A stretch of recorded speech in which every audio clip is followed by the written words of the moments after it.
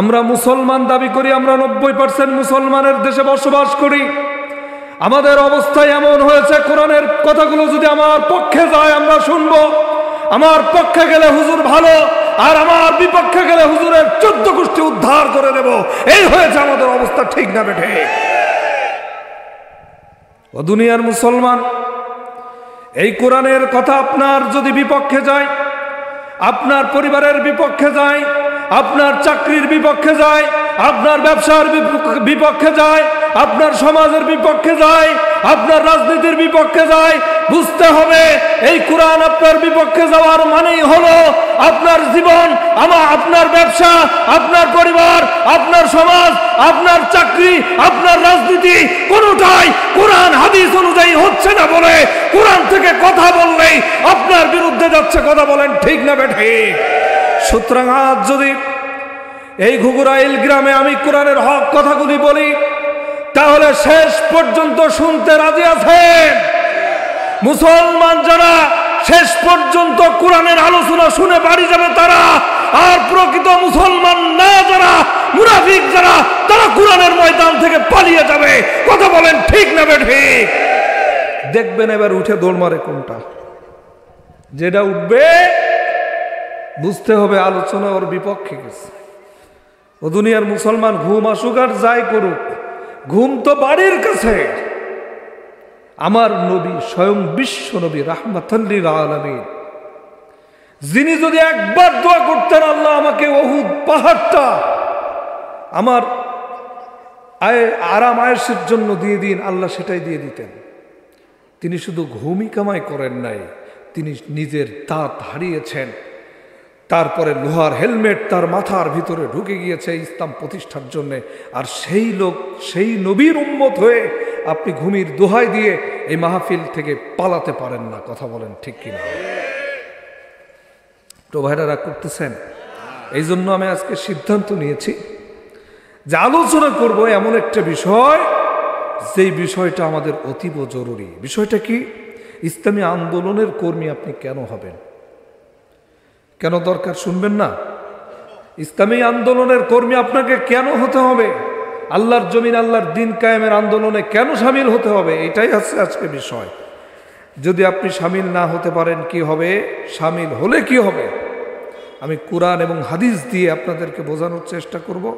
তবে চেষ্টা করব অল্প সময়ের মধ্যে ছেড়ে দিতে ইনশাআল্লাহ, কারণ আমরা আগামীকাল ফজরের নামাজ মিস করতে চাই না। ঠিক কিনা বলেন? প্রিয় ভাইয়ের আমার, বাবাজির আমার, আল্লাহর জমিন, আল্লাহর দিন কায়েমের আন্দোলন কেন করবেন? কারণটা হলো আল্লাহ রাব্বুল আলামিন কুরআনুল কারীমের ভিতরে চমৎকার করে জানিয়ে দিয়েছেন, ইউরিদুনা লিইউতফিউ নূরাল্লাহি বিআফওয়াহিহিম ওয়াল্লাহু মুতিম্মু নূরিহি ওয়ালাউ কারিহাল কাফিরুন।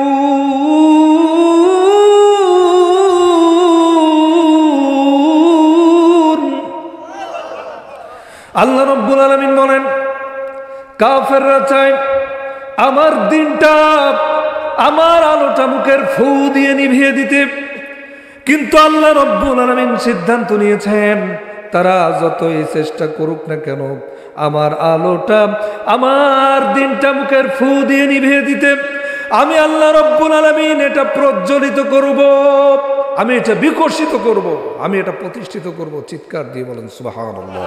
আল্লাহু মুতিম্মু নূরিহি ওয়ালাউ কারিহাল কাফিরুন। এই নূর প্রতিষ্ঠিত করার জন্যে আমি যখন এটা প্রতিষ্ঠিত করব, তখন কাফেররা অখুশি হবে। তা যতই অখুশি হোক না কেন, আমি আল্লাহ সুবহানাহু ওয়া তাআলা এটা কি করব? বিকশিত করব, প্রজ্বলিত করব। সুবহানাল্লাহ বলেন। প্রিয় ভাইয়ের আমার, তার মানে সিদ্ধান্ত হলো আল্লাহ রাব্বুল আলামিন নিয়েছেন। আল্লাহর জমিন, আল্লাহর দিন কায়েমের বাধা কাফেররা যতই দিক না কেন, তারা এই দিনটা যতই নেবানোর চেষ্টা করুক না কেন, আল্লাহ রাব্বুল আলামিন যেহেতু সিদ্ধান্ত নিয়েছে, বলুন তো দেখি আল্লাহ রাব্বুল আলামিনের সিদ্ধান্ত বাস্তবায়ন হবে না মানুষের সিদ্ধান্ত বাস্তবায়ন হবে? আল্লাহর সিদ্ধান্ত বাস্তবায়ন হবে। তার প্রমাণ দেখেন, যুগে যুগে ইসলামের বিরোধিতা যারা করেছে তারা এক সময় নিভে গেছে, তার ক্ষমতা তার হাত থেকে ফসকে গিয়ে তারাই নিভে গেছে, আর যুগে যুগে ইসলাম প্রতিষ্ঠিত হয়েছে। ঠিক না বেঠিক? এই জন্য ইতিহাসের দিকে তাকান। ক্ষমতা ব্যবহার করেছিল ফেরাউন, ক্ষমতা ব্যবহার করে ইসলাম নিভিয়ে দেওয়ার জন্য চেষ্টা করেছে, কিন্তু দুনিয়ার মুসলমান ক্ষমতা সবসময় ফিরাউনের কাছে ছিল না। কখনো কখনো নবী মুসা আলাইহিস সালামের কাছে এসেছিল, আর যে সময় নবী মুসা আলাইহিস সালামের কাছে এসেছিল ফিরাউনের তখন লোহিত সাগরে ডুবে মরা ছাড়া বিকল্প কোনো পথ ছিল না। ঠিক না বেঠে? ক্ষমতা সবসময় নমরুদের পক্ষে ছিল না, কখনো ইব্রাহিম আলাইহিস সালামের পক্ষে এসেছিল, আর যখন ইব্রাহিম আলাইহিস সালামের পক্ষে এসেছিল তখন নমরুদকে এই পৃথিবী থেকে জুতা পিটা খেতে খেতে বিদায় হতে হয়েছে। ঠিক না বেঠে?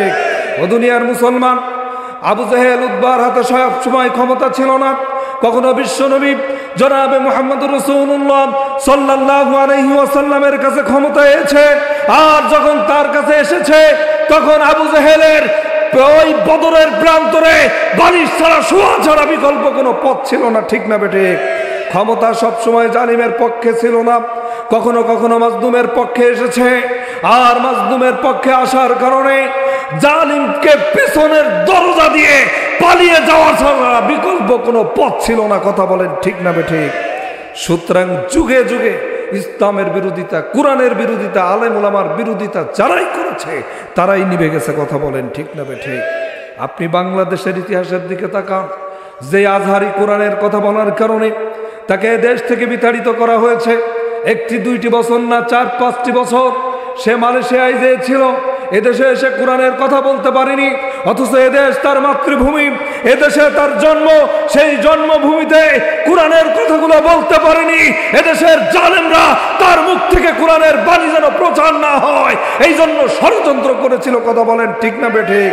কিন্তু আল্লাহ সময়ের ব্যবধানে এমন ব্যবস্থা করেছে, যারা তাকে বাধা দিয়েছে তারা পিছনের দরজা দিয়ে পালিয়েছে, অথচ সেই আজহারি বীরের বেশে বাংলার জমিনে ঢুকে টেকনাফ থেকে তেতুলিয়া, রূপসা থেকে পাথুরিয়া, সুন্দরবন থেকে বান্দরবন পর্যন্ত যেখানেই যাবে লক্ষ লক্ষ মানুষ তার মুখ থেকে কোরআন শোনার জন্য হাজির হয়ে যাচ্ছে। কথা বলেন ঠিক না বেঠিক? জ্বলন্ত প্রমাণ আমার বাংলাদেশে। কথা বলেন ঠিক কিনা? সুতরাং কোরআনের পক্ষে থাকলে সম্মান মর্যাদা বাড়িয়ে দিবেন কে? আর কোরআনের বিপক্ষে অবস্থান করলে সম্মান কমিয়ে দেবেন কে?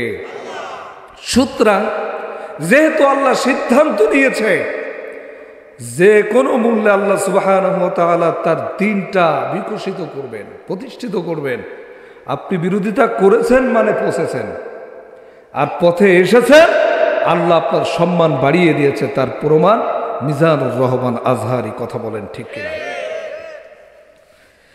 প্রিয় ভাইয়ের আমার, বাবাজির আমার, এবার আসুন, আল্লাহ চেয়েছেন, এবার আল্লাহ রাব্বুল আলামিন কাবা ঘর রক্ষা করেছিলেন কি দিয়ে? আবাবিল মানে হচ্ছে ঝাঁকে ঝাঁকে, আসলে আবাবিল পাখির নাম না, ভালো করে। তয়ের মানে পাখি, তয়রান আবাবিল, তয়ের মানে পাখি, আবাবিল মানে হচ্ছে ঝাঁকে ঝাঁকে, ঝাঁকে ঝাঁকে পাখি পাঠিয়েছিলেন, কিন্তু পাখিটা কি সেটা আমরা এখনো পর্যন্ত নাম পাইনি। বিষয়টা হলো, এই পাখি দিয়ে আল্লাহ যদি কাবা ঘর ধ্বংস হেফাজত করতে পারেন, তাহলে ওই আল্লাহ সুবহানাহু ওয়া তাআলা এই পৃথিবীর বাঘ, সিংহ, পাখি, ছাগল, মাছ এইগুলো দিয়ে ইচ্ছা করলে ইসলাম প্রতিষ্ঠিত করতে পারতেন না? তিনি সিদ্ধান্ত নিলে পারতেন না? কিন্তু আমাদেরকে এই দায়িত্ব দিয়েছে। কেন দিয়েছে? আল্লাহ সুবহানাহু ওয়া তাআলা এই পৃথিবীর ভিতরে সর্বশ্রেষ্ঠ করে আমাদেরকে সৃষ্টি করেছেন, আর সর্বশ্রেষ্ঠ হয়ে, সর্বশ্রেষ্ঠ কিতাব পেয়ে, সর্বশ্রেষ্ঠ নবী পেয়ে আমরা যদি আল্লাহর দেয়া দায়িত্ব পালন না করি, তাহলে যে জাহান্নাম হবে তা আমরা প্রমাণ করার চেষ্টা করব ইনশাআল্লাহ। এই জন্য আমাদের এই দায়িত্ব পালন করতে হবে। এবার কিভাবে দায়িত্ব এসেছে পর্যায়ক্রমে আমি সেইগুলো বলার চেষ্টা করব। প্রিয় ভাইয়েরা, রাগ করতেছেন? প্রিয় ভাইয়েরা আমার, বাবাজির আমার, আল্লাহ রাব্বুল আলামিন চমৎকার করে বলেন, হুয়াল্লাযী আরসালা রাসূলাহু বিল হুদা ওয়া দীনিল হাক্কি লিইয়ুযহিরাহু আলাদ-দীনি কুল্লিহি ওয়ালাউ কারিহাল মুশরিকুন।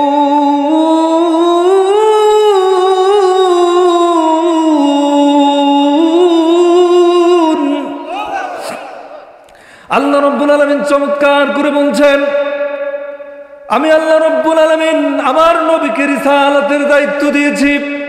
নবীকে রিসালাতের দায়িত্ব দিয়েছে, নবীকে রিসালাতের দায়িত্ব দিয়েছে, সত্য দিন দিয়েছে, তার মানে সঠিক পথ দিয়েছে। সুবহানাল্লাহ বলেন। এই দিনটা দিয়ে, এই সত্য দিন ব্যবস্থা দিয়ে আল্লাহ রাব্বুল আলামিন বলছেন ওয়াদিনিল হাক্কি লিইয়ুযহিরাহু আলাদ-দীনি কুল্লি। এই সত্য দিন ব্যবস্থা কেন দিলাম?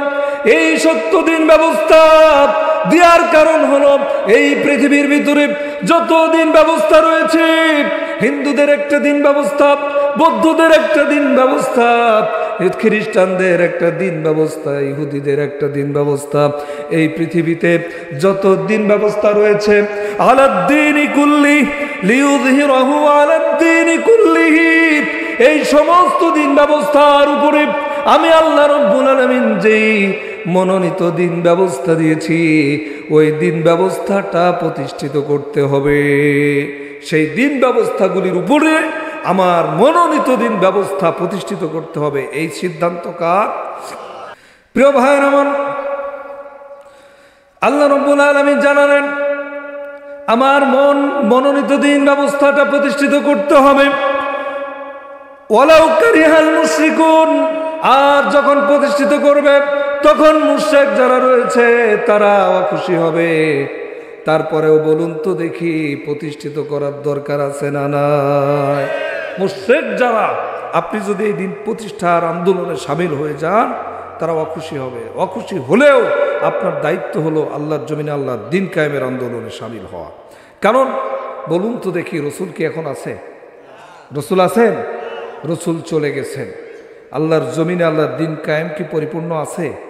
তাহলে এই দায়িত্ব আমাদের উপরে আছে না? আছে। সেই দায়িত্ব পালন আমাদের করতে হবে। এখন প্রশ্ন হলো, আল্লাহর দিন ব্যবস্থাটা আসলে কি, তার পরিচয়টা কি? সব কোরআন দিয়ে আপনাদেরকে বোঝানোর চেষ্টা করব। প্রিয় ভাইরা, একটুকুনি ধৈর্য ধরেন, যা চাবেন ইনশাআল্লাহ সব আছে, একটুকুনি অপেক্ষা করেন। প্রিয় ভাইরা আমার, বাবাজিরা আমার, আল্লাহ রাব্বুল আলামিন চমৎকার করে জানিয়ে দিলেন আল্লাহর মনোনীত দিন ব্যবস্থাটা কি।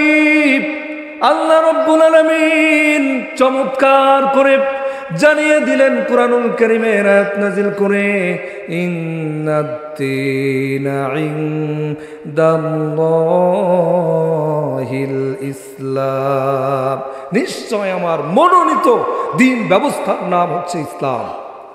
ইসলাম is the complete code of life. Islam হচ্ছে একটি পূর্ণাঙ্গ জীবন ব্যবস্থা। সুবহানাল্লাহ। প্রিয় ভাইয়ের আমার, আল্লাহ রাব্বুল আলামিন দিলেন ইসলাম। এই দিন ব্যবস্থাটা যদি আপনি না মানেন কি হবে?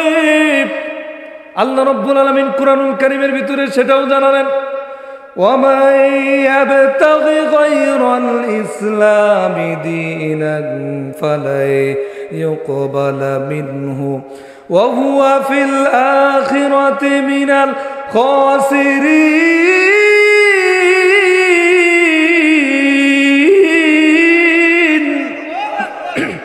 আল্লাহ রাব্বুল আলামিন বলছে, এই ইসলামের লোক ব্যতীত যতই ভালো কাজ করুক না কেন, ইসলামের ভিতরে যদি আপনি প্রবেশ না করেন, যতই ভালো কাজ করেন না কেন, আপনি কিয়ামতের দিবসে আখিরাতে ক্ষতিগ্রস্ত হয়ে যাবেন।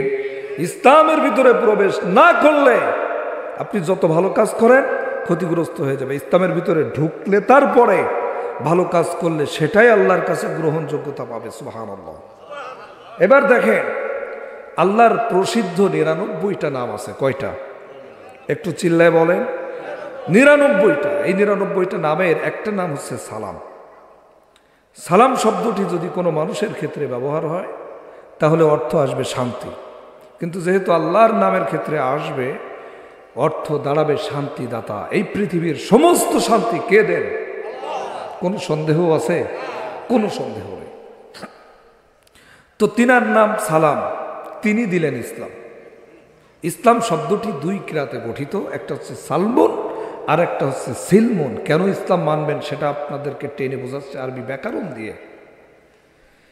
সালমুন আর সিলমুন, একটার অর্থ হচ্ছে শান্তি আর একটার অর্থ হচ্ছে সুখ।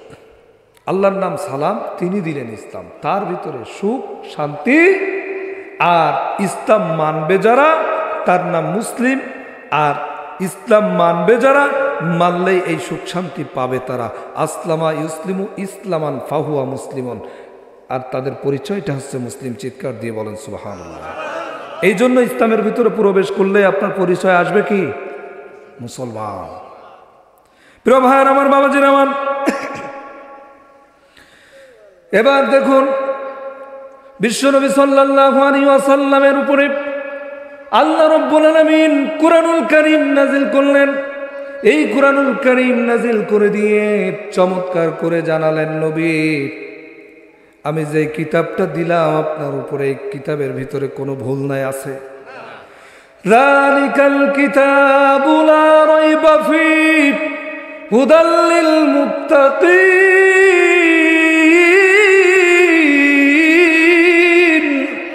আল্লাহ রাব্বুল আলামিন বলছে, এই হলো সেই কিতাব যার ভিতরে যাররা পরিমাণ সন্দেহের অবকাশ নেই। আর এটা হলো মুত্তাকিদের জন্য হিদায়াত, মুত্তাকিদের জন্য পথ প্রদর্শক। সুবহানাল্লাহ। এই কিতাব আপনার উপরে নাজিল করলাম, এখন আপনার দায়িত্ব হচ্ছে এই কোরআনের প্রচার করা। এই কোরআন যা কিছু বলার দরকার আমি আল্লাহ সব বলে দিয়েছি। ওয়ানাজ্জালনা আলাইকাল কিতাবা তিবয়ানান লিকুল্লি শাই। এই কোরআনের ভিতরে মানব কল্যাণে যা দরকার সব কথা আছে। সুবহানাল্লাহ। এই কিতাব দিলাম, আপনি এই কিতাবের দাওয়াত দিয়ে দেন। বিশ্বনবী সাল্লাল্লাহু আলাইহি ওয়াসাল্লাম যে নবুয়াতি পেয়েছিলেন কোরআন নাজিলের মাধ্যমে পেয়েছিলেন না? পাওয়ার পরে তিনি প্রাথমিক অবস্থায়, যেহেতু প্রতিকূল অবস্থা মক্কার ভিতরে, তিনি গোপনে গোপনে দাওয়াত দিলেন।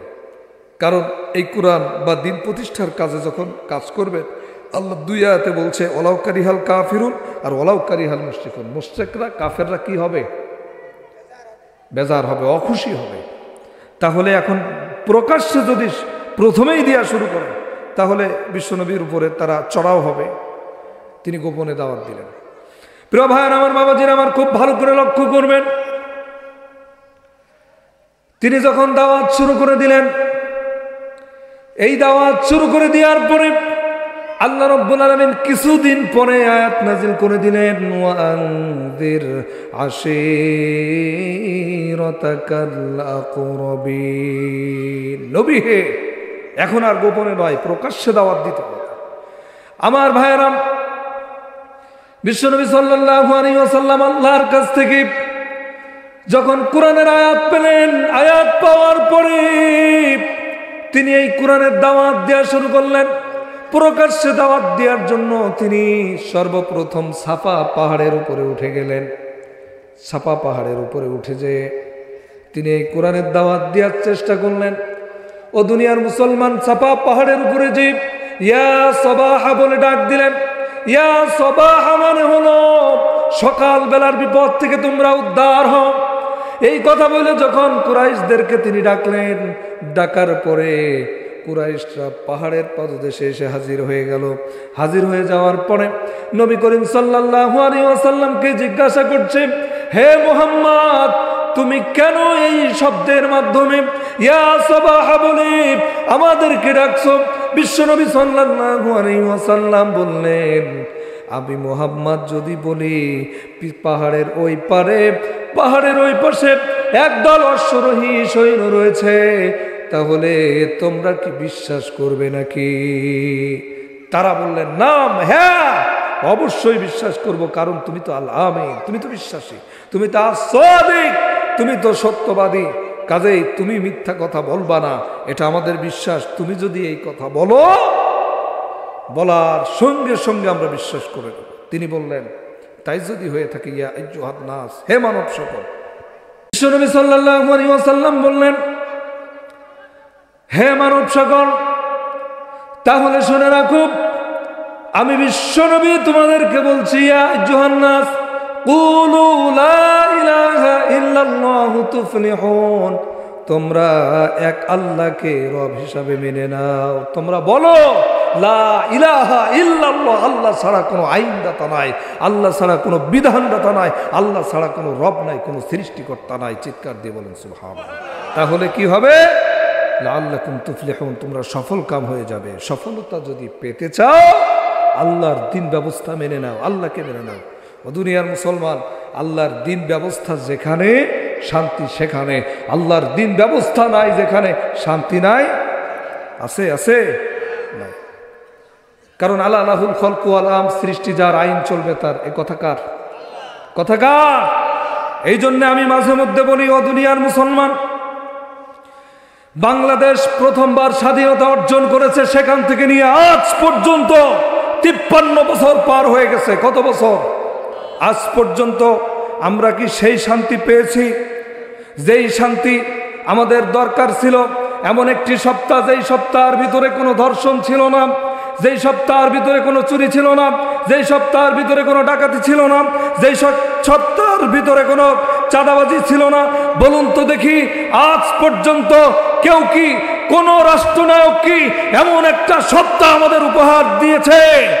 দিতে পারেন নাই কেন? তারা তো সকলেই মুসলমান ছিল। আমরা এদেশে বাবার ক্ষমতা দেখলাম, আমরা মেয়ের ক্ষমতা দেখলাম, আমরা স্বামীর ক্ষমতা দেখলাম, আমরা স্ত্রীর ক্ষমতা দেখলাম, আমরা চাচার ক্ষমতা দেখলাম, সকলেই তো মুসলমান ছিল। আজ পর্যন্ত এমন একটা সপ্তাহ উপহার দিতে পারে নাই যেই সপ্তাহের ভিতরে চুরি ছিল না, যেই সপ্তাহের ভিতরে ডাকাতি ছিল না, যেই সপ্তাহের ভিতরে ধর্ষণ ছিল না, যেই সপ্তাহের ভিতরে চাঁদাবাজি ছিল না।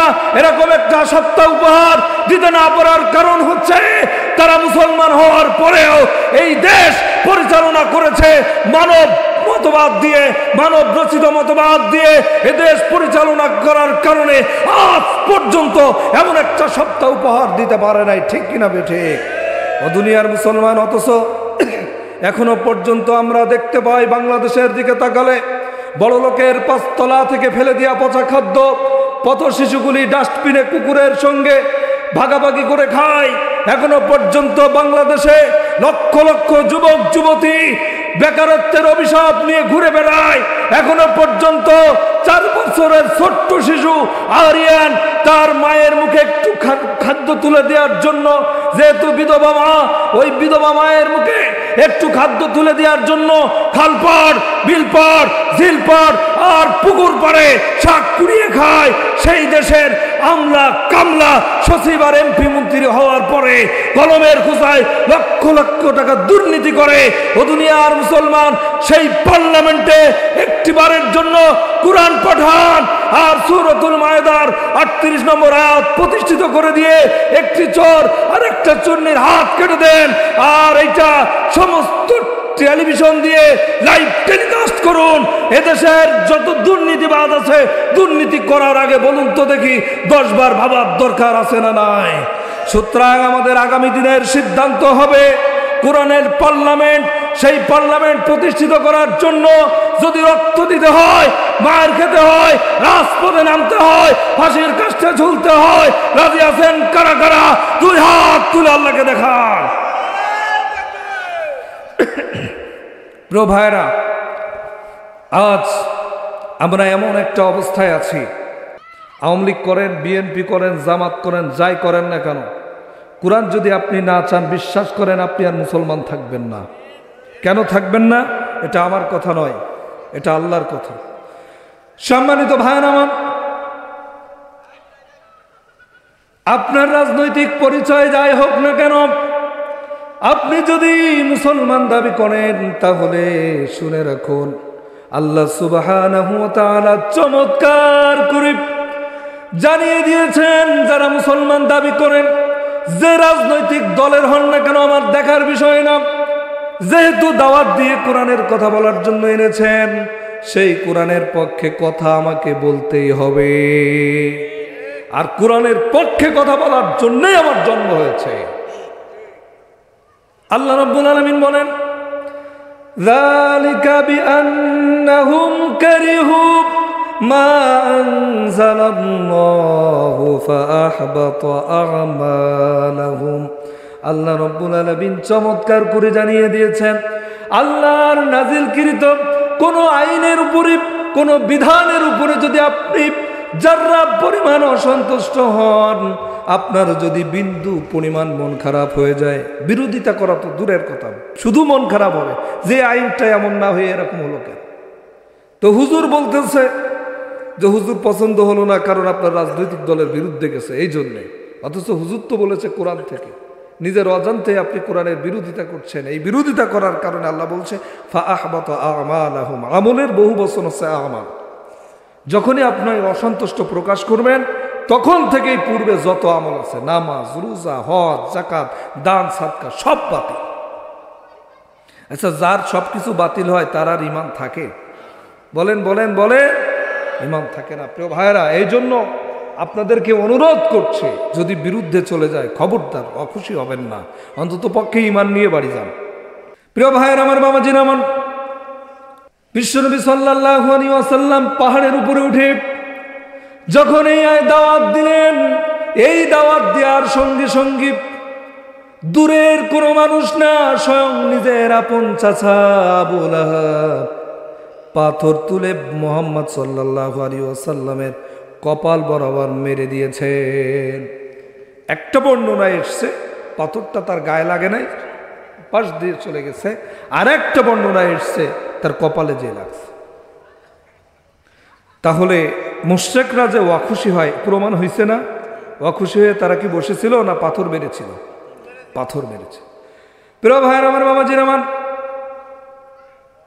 অথচ কোন নবীর উপরে পাথর মারল দেখেন, যেই নবীর চরিত্রের সাথে কারোর চরিত্র মেলে না, যেই নবী সাল্লাল্লাহু আলাইহি ওয়াসাল্লাম কত চমৎকার মানুষ ছিলেন, মানুষের পাশে দাঁড়াতেন, মানুষ যা চাইতেন তিনি তা দিয়ে দিতেন, কত হৃদয়বান মানুষ। বিশ্বনবী সাল্লাল্লাহু আলাইহি ওয়াসাল্লাম একবার বসে আছেন, হযরত সালাহ ইবনে সাদ রাদিয়াল্লাহু তাআলা আনহু থেকে হাদিসটি বর্ণিত।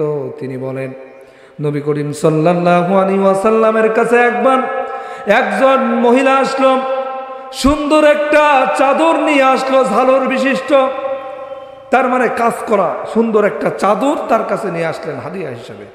প্রিয় ভাইয়ের আমার, এই চাদর যখন আনলেন বিশ্বনবী জনাবে মুহাম্মদুর রাসূলুল্লাহ সাল্লাল্লাহু আলাইহি ওয়াসাল্লামের কাছে এই চাদরটা দিয়ে দিলেন। দিয়ে দেওয়ার পরে নবী করিম সাল্লাল্লাহু আলাইহি ওয়াসাল্লাম এত খুশি হলেন, এমনভাবে সেটা গ্রহণ করলেন যেন তার চাদরটা এই মুহূর্তে অত্যন্ত প্রয়োজন। একজন মহিলা সুন্দর একটা চাদর আনলেন, সেই চাদর এমনভাবে গ্রহণ করলেন, গ্রহণ করার কারণে নবী করিম সাল্লাল্লাহু আলাইহি ওয়াসাল্লামের মনটা অত্যন্ত ভালো হয়ে গেল। আর তিনি এমনভাবে গ্রহণ করলেন যেন মনে হচ্ছে এটা আসলেই নবীর প্রয়োজন। প্রিয় বন্ধুগণ আমার, নবী করিম সাল্লাল্লাহু আলাইহি ওয়াসাল্লাম চাদরটি গায়ে দিলেন।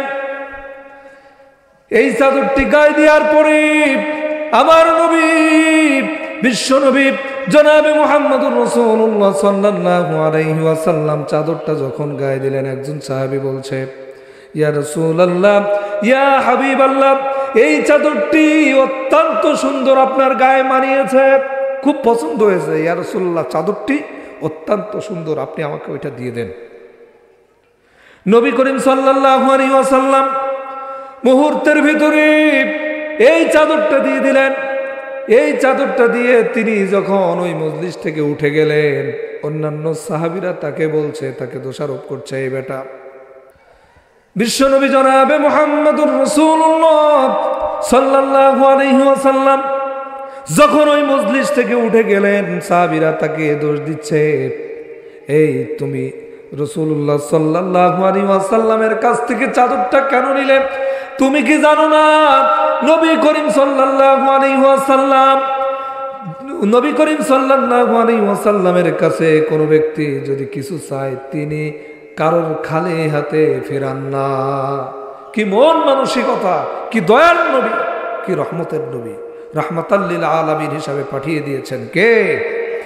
প্রিয় বন্ধুগণ আমার, সেই সাহাবী বললেন, আমি তার এটা নেওয়ার কারণ হলো তার প্রয়োজন আমি বুঝেছি, কিন্তু আমি নেওয়ার কারণ হলো নবী করিম সাল্লাল্লাহু আলাইহি ওয়াসাল্লাম যেহেতু এটা পছন্দ করে গায়ে দিয়েছেন, এই গায়ে দেওয়ার কারণে, শরীরে দেওয়ার কারণে আমি বুঝেছি এই চাদরটা যদি আমি নিই তাহলে আমার উপরে বরকত নাজিল হবে, আমার উপরে রহমত নাজিল হবে।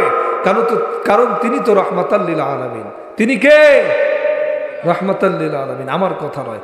প্রিয় ভাইয়ের আমার, আল্লাহ রাব্বুল আলামিন বলেন, ওয়ামা আরসালনাকা ইল্লা রাহমাতাল লিল আলামিন।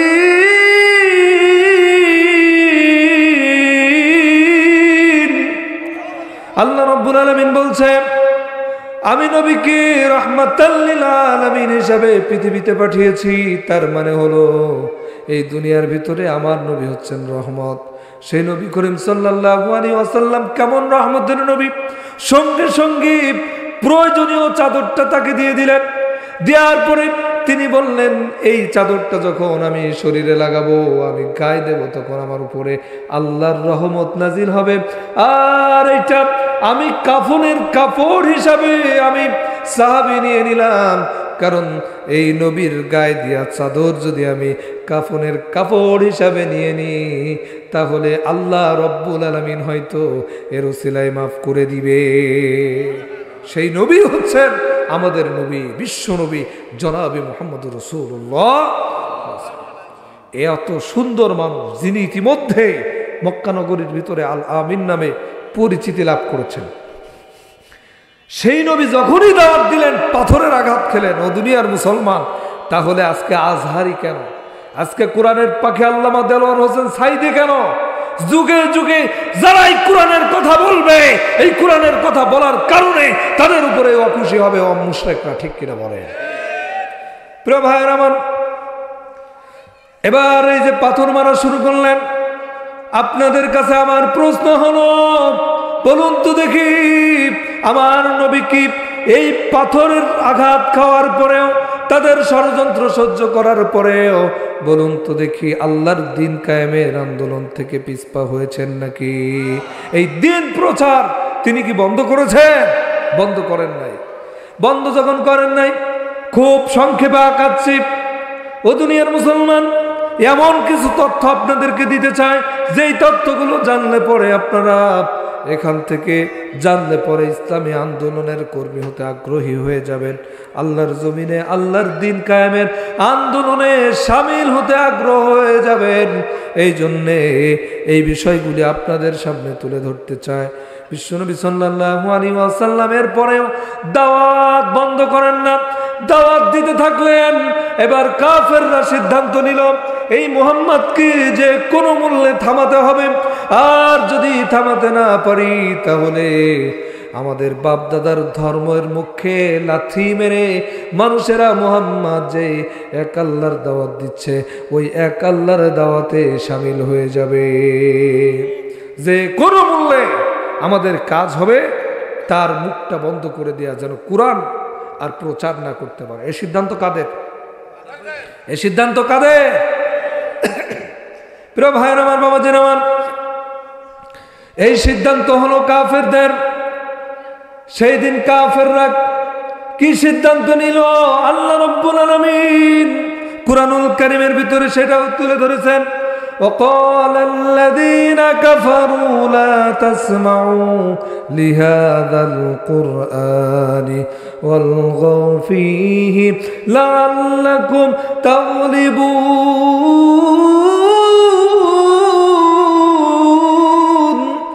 আল্লাহ রাব্বুল আলামিন বলছেন, সেই দিন কাফেররা সিদ্ধান্ত নিল, ওই যে মুহাম্মদ এক আল্লাহর দাওয়াত দিচ্ছে, খবরদার লা তাসমাউ লিহাদাল কুরআন, ওই কোরআন শোনা থেকে মানুষকে বিরত রাখতে হবে।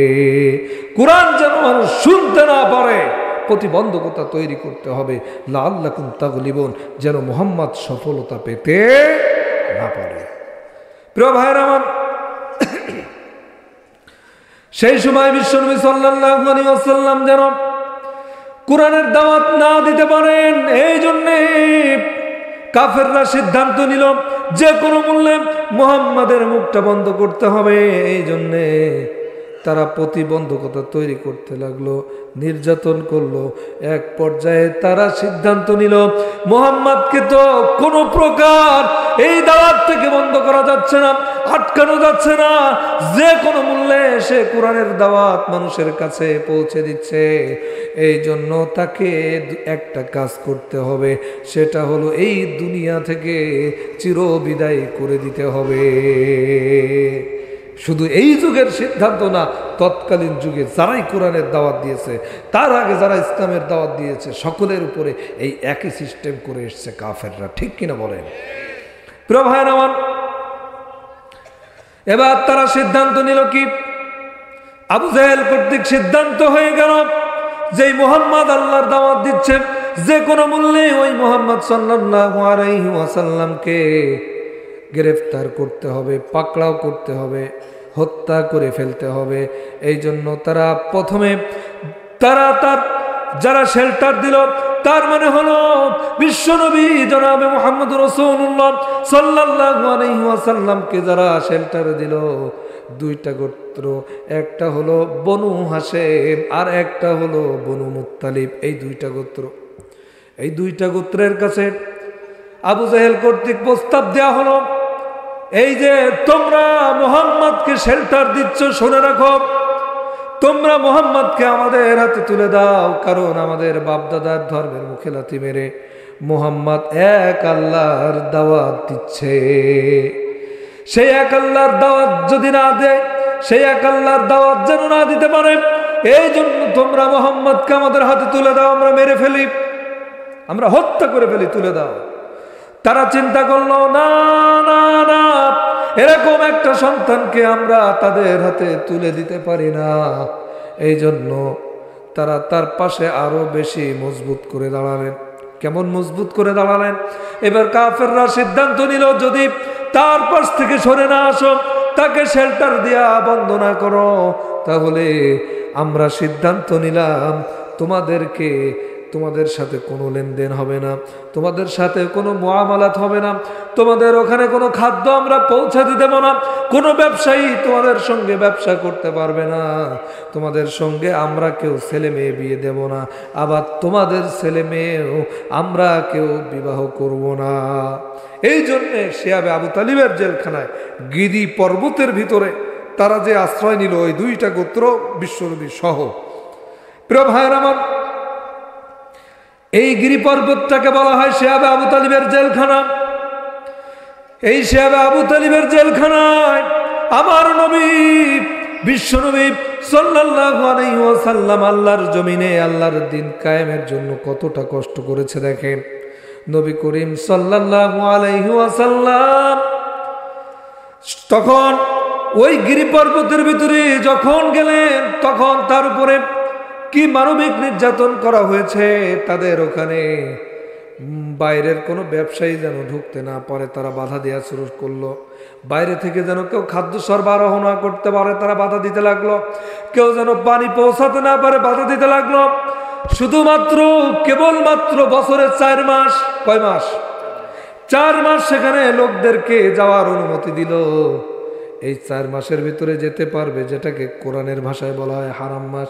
কিন্তু ওই মালগুলো, ওই বাইরের ব্যবসায়ীগুলো ওই 4 মাসে সেখানে পৌঁছানোর আগে মক্কা নগরীর কুরাইশরা বা কাফেররা আগেই ক্রয় করে নিত, যা অবশিষ্ট থাকতো এমন মূল্য বাড়িয়ে দিত যেটা ওই গিরি পর্বতের লোকদের কিনা অসম্ভব ছিল।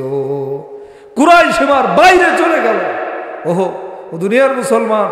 অথচ দেখেন, বাংলার জমিনে আমরাও দেখেছি, আমাদেরকে সিন্ডিকেট করে দ্রব্যমূল্যের ঊর্ধ্বগতি কি পরিমাণ হয়েছে না, হয়েছে কিনা।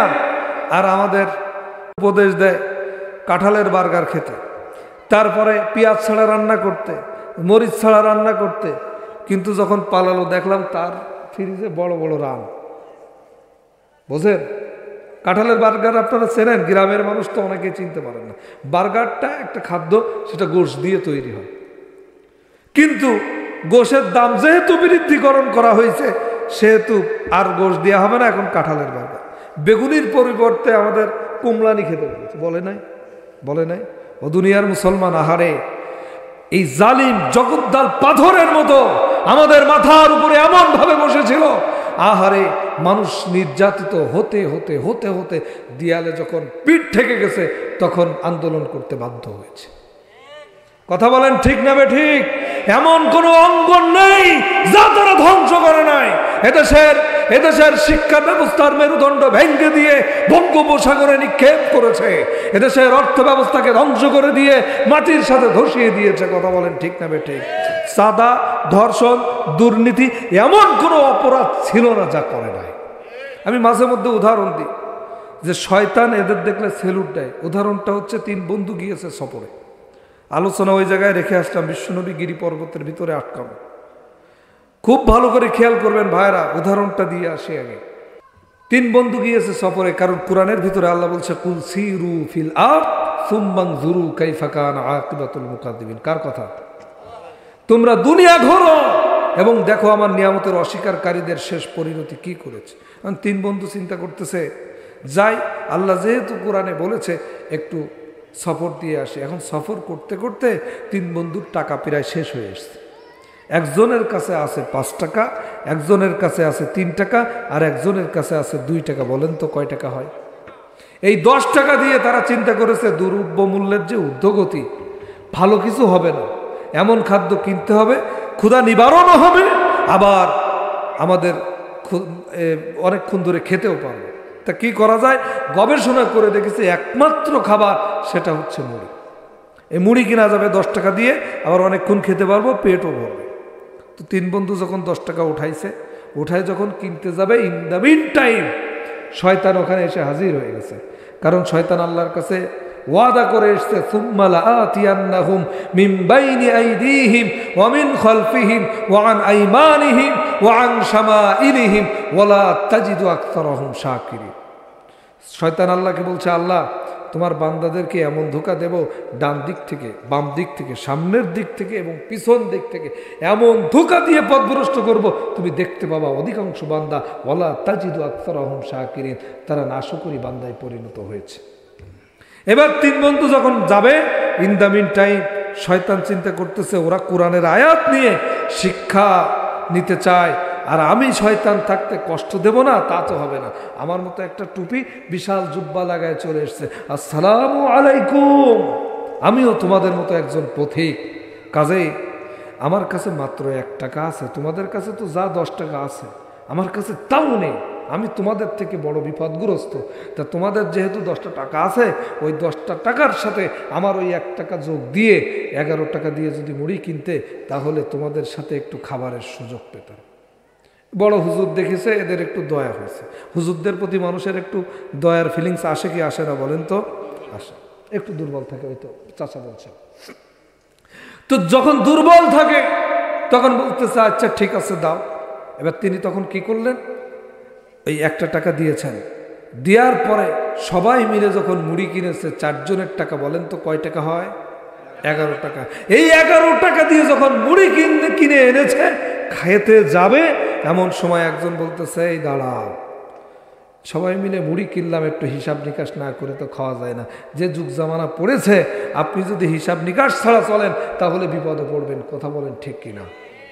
তো হিসাব নিকাশ ছাড়া তো খাওয়া যায় না, তাহলে একটু হিসাব করে তারপরে খাই। কি হিসাব? যেহেতু খেতেই বসবো, তো যে দিয়েছে 5 টাকা সে খাবে 5 আঙ্গুল দিয়ে, যে দিয়েছে 3 টাকা সে খাবে 3 আঙ্গুল দিয়ে, যে দিয়েছে 2 টাকা সে খাবে 2 আঙ্গুল দিয়ে, আর যে দিয়েছে 1 টাকা সে খাবে 1 আঙ্গুল দিয়ে। শয়তান বলতেছে ওরে শয়তানের শয়তান, ওরে ইবলিস, এরা তো আমার থেকে বড় শয়তান। কারণ 5 আঙ্গুল দিয়ে মুড়ি খাওয়া যায়, 3 আঙ্গুল দিয়ে খাওয়া যায়, 2 আঙ্গুল দিয়েও 2-4টে ধরা যায়, 1 আঙ্গুল দিয়ে মুড়ি খাওয়া যায়। যাই 1 টাকা ছিল তাও এই শয়তানদের পাল্লায় পড়ে গেল। এরা যদি বাংলাদেশে থাকে আমার আর দায়িত্ব পালন করার দরকার নেই। ও দুনিয়ার মুসলমান, এটা হাসির খোরাকি দিচ্ছি না। বাংলাদেশের ছাত্রলীগ, যুবলীগ, আওয়ামী লীগের অবস্থা এতটাই নিম্নমানের হয়েছিল। ধর্ষণ করেছে কারা? ছাত্রলীগ। ধর্ষণের সেঞ্চুরি করে উদযাপন করেছে জাহাঙ্গীরনগর বিশ্ববিদ্যালয়ে কারা? ছাত্রলীগ। তারপরে জাহাঙ্গীরনগর বিশ্ববিদ্যালয়ে স্বামীকে বেঁধে রেখে ধর্ষণ করেছে কারা? ছাত্রলীগ। এরপরে চাঁদাবাজি করেছে কারা? ছাত্রলীগ। তারপরে দুর্নীতি করেছে কারা? যুবলীগ, আওয়ামী লীগ। এরপরে আরো কত কি বিভিন্ন অপরাধ আছে না নাই? বিশ্বজিৎকে কুপিয়ে কুপিয়ে হত্যা করেছে কারা? ছাত্রলীগ। আবরারকে পিটিয়ে পিটিয়ে হত্যা করেছে কারা? ছাত্রলীগ। খাদিজাকে প্রেম প্রস্তাব প্রত্যাখ্যান করার কারণে কুপিয়ে হত্যা করার চেষ্টা করেছে কারা? ছাত্রলীগ। সব জায়গায় যদি ছাত্রলীগ হয় আকাম কুকামে, তাহলে আমি শয়তান আর কি দরকার? বুঝেন নাই? ছাত্রলীগের বিরুদ্ধে কেন বললাম? এরা ছাত্রলীগ করতো আর বলতো আমরা শেখ মুজিবের আদর্শের লোক, এইরকম কলা বানাইতো। শেখ মুজিবের আদর্শের সৈনিক কোন মুসলমান বলতে পারে না। বলতে গেলে বলতে হবে কোন মুসলমান আমরা বিশ্বনবীর আদর্শের সৈনিক। ঠিক কিনা বলেন? মানুষের আদর্শে ভুল হতে পারে, কারণ এনারা সাধারণ মানুষ। আমি শেখ মুজিবকে খারাপ বলছি না, কিন্তু আপনি যে কোনো মানুষকে যাকে তাকে আপনি আদর্শ মানতে পারেন না। মানতে হবে রসুলকে, কারণ তার ব্যাপারে আল্লাহ রাব্বুল আলামিন সার্টিফিকেট প্রদান করেছেন। ঠিক কিনা বলেন? প্রিয় ভাইয়ের আমার, বাবাজির আমার, রাগ করবেন না। এই কথাগুলো বলার কারণ হলো বিশ্বনবী জনাবে মুহাম্মদুর রাসূলুল্লাহ সাল্লাল্লাহু আলাইহি ওয়াসাল্লাম চমৎকার করে এই কোরআনের দাওয়াত দেওয়ার কারণে তাকে এই অবস্থা হয়েছে। শেয়াবে আবু তালিবের জেলখানায়, ও দুনিয়ার মুসলমান, শেয়াবে আবু তালিবের জেলখানায় আমার বিশ্বনবী জনাবে মুহাম্মদুর রাসূলুল্লাহ সাল্লাল্লাহু আলাইহি ওয়াসাল্লাম থাকলেন। সেখানে ব্যবসায়ীদেরকে যেতে দেওয়া হয় না। প্রিয় বন্ধুগণ আমার, শুধু ব্যবসায়ীদের যেতে দেওয়া হয় না তা নয়, ওখানে কোনো মানুষ তাদের সঙ্গে কোনো কথা বলতে পারে না। এই জন্য আমার নবী বিশ্বনবী সাল্লাল্লাহু আলাইহি ওয়াসাল্লাম তিনি একটি দুইটি বছর না তিনটা বছর সেখানে রয়েছে। এই 3টা বছর কি অবস্থা হয়েছে দেখেন। আমার নবী সেই জায়গায় যে খাদ্যগুলি নিয়ে গিয়েছিলেন, সেই খাদ্যগুলি সব ফুরায় গেল। আর যখন খাদ্যগুলি ফুরায় গেল, ও দুনিয়ার মুসলমান, খাদ্যগুলি ফুরায় যাওয়ার কারণে আমার নবী, যেই নবী আল্লাহর কাছে যদি দোয়া করতেন, যেই দোয়া করতেন সেই দোয়াই আল্লাহ কবুল করতেন। আর বিশ্বনবী সাল্লাল্লাহু আলাইহি ওয়াসাল্লামকে একটা দোয়া দিয়েছিলেন, স্পেশাল দোয়া। এটা সব নবীদেরকে আল্লাহ রাব্বুল আলামিন দিয়েছিলেন, যেটাকে বলা হয় মুস্তাজাবুদ দাওয়া। যেই দোয়া করতে দেরি হবে কিন্তু আল্লাহ রাব্বুল আলামিন কবুল করতে দেরি হবে না। সব নবী দুনিয়ার ভিতরে এই দোয়াটা করে দিয়ে গিয়েছেন, কিন্তু আমাদের নবী এই দোয়াটা না খেয়ে থেকেছেন। কেমন না খেয়ে থেকেছেন দেখেন। খাদ্য যখন ফুরিয়ে গেছে, আমার নবী ক্ষুধার তীব্র যন্ত্রণা সহ্য না করতে পেরে গাছের ছাল খেয়েছে, গাছের পাতা খেয়েছে, বাবলা গাছের পাতা খেয়েছে। এই বাবলা গাছের পাতা খাওয়ার কারণে, ছাল খাওয়ার কারণে, ছাগলের চামড়া খাওয়ার কারণে আমার নবীর পায়খানা হয়ে গেছে ছাগলের নাদির মতো। ছাগলের নাদির মতো হয়ে গেছে। আহারে কি কষ্ট করেছে আমার নবী। অথচ আমার নবী যদি দোয়াটা করতেন, আল্লাহ এই মুহূর্তে আমাদের খাদ্যের অভাব, তাহলে আল্লাহ হয়তো এই খাদ্য পূরণ করে দিত কিনা? দিত। কিন্তু তিনি সেই দোয়া করেন না আপনার আমার জন্য। কিয়ামত দিবসে যখন আমার উম্মতেরা বিপদে পড়বে, সেই বিপদের দিনে আমি নবী আমার উম্মতদের পক্ষে দোয়া করে তাদেরকে জান্নাতে নিয়ে যাব। সেই নবীর উম্মতগুলো যদি বলে আমরা নবীর উম্মত না, আমরা নবীর আদর্শের সৈনিক না, আমরা অন্যদের আদর্শের সৈনিক, তাহলে সেই মুসলমান আল্লাহর নবীর সুপারিশ পাবে? পাবে পাবে পাবে।